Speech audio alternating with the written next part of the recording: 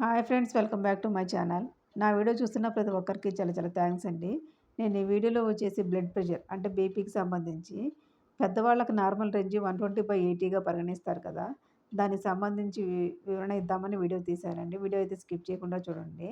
సాధారణంగా బీపీ రీడింగ్‌లో 120/80 అని సూచిస్తే అందులో 120 అనేది సిస్టోలిక్ ప్రెషర్ అనమాట అండి. 80 అనేది డయాస్టోలిక్ ప్రెషర్ అనమాట. 120 అంటే సిస్టోలిక్ ప్రెషర్ అన్నాను కదా! అది దేన్ని సూచిస్తుందో చెప్తానండి.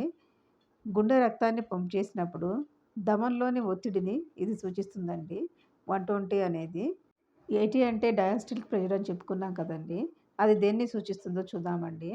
గుండె కొట్టుకున్న తర్వాత విశ్రాంతి తీసుకునే సమయంలో ధమనిలో ఉండే ఒత్తిడిని ఇది సూచిస్తుందండి. ఈ 120/80 mmHg అనే రీడింగ్‌ను పెద్దవాళ్లకు సాధారణ బీపీగా పరిగణిస్తారండి. ఇదండి వీడియో అయితే. మీకు ఈ వీడియో గనుక నచ్చితే తప్పకుండా లైక్ చేయండి. అలాగే షేర్ చేయండి. సబ్స్క్రైబ్ చేసుకోవడం మాత్రం మర్చిపోవద్దు ఫ్రెండ్స్. థాంక్స్.